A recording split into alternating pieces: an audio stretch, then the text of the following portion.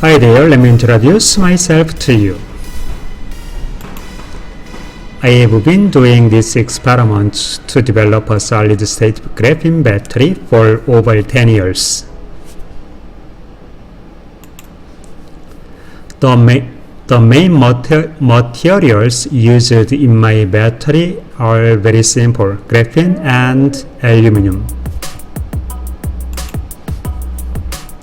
The reason I use aluminum is very simple. Aluminum is the third most abundant and very cheap. Though I have been doing this experiment for over 10 years, I almost forgot everything. What I just remember is voltage, current, and resistance. In my experiment, my solid-state graphene battery indicates 2.7 volt. The battery indicates over 4.1 volt in the series connection.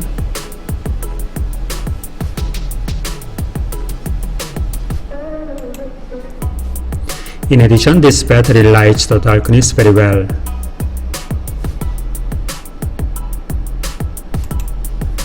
To develop a better battery, the problem to overcome is to decrease the inner resistance of the battery.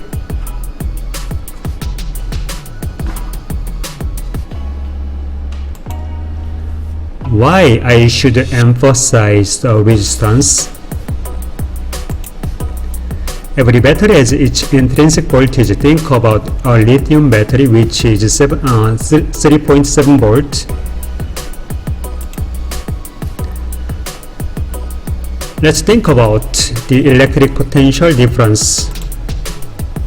Graphite, lithium becomes 3.7 volt.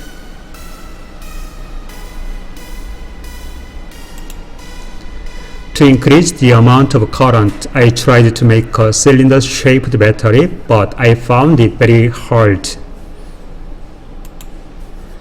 I also tried to make a much bigger battery, but it didn't work as much as I had expected. Although we make a battery much bigger, its voltage doesn't change. I forgot this. I'm really stupid. To increase voltage, we use series connection. For amperage, we use parallel connection. In a battery, its voltage doesn't change. It's important. Its voltage doesn't change.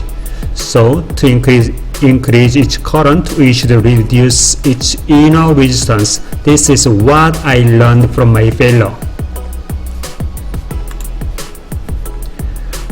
For example, in the formula, if the resistance becomes 1, the current becomes 4. It means we can increase current by reducing resistance. I like a solid-state battery because I don't have to worry about battery sealing and hydrogen occurrence. The structure of a solid-state battery I am trying is very simple: aluminum, graphene, ceramic, aluminum. But like a liquid-state battery, there are several factors which cause resistance in a solid-state battery. In both electrode, graphene, ceramic, there are a lot of factors to increase resistance.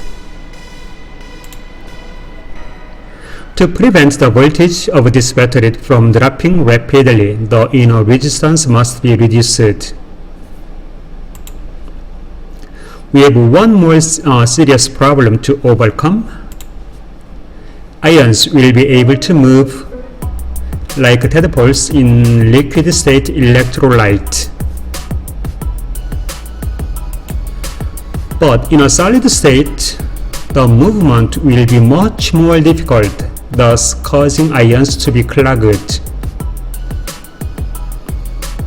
It may destroy the battery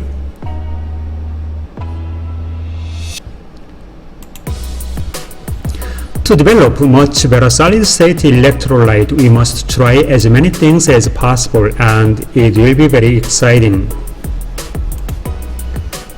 Imagining us driving a car with a much safer and cheaper battery is really fascinating. There may be many errors in this video, but the reason I uploaded this video is very simple. This video inspires me to keep going, and also someone might be inspired by to develop a future battery. If someone develops a future battery, we will be able to drive a car with much safer and cheaper battery. Who will be able to develop such a battery? I hope it's you. I really hope so. What I learned from failure is what is important is not the size of a battery, but its lower inner resistance. I hope you can make it. And because I am a Korean, my pronunciation is not good as yours. I am sorry about it, and Happy New Year.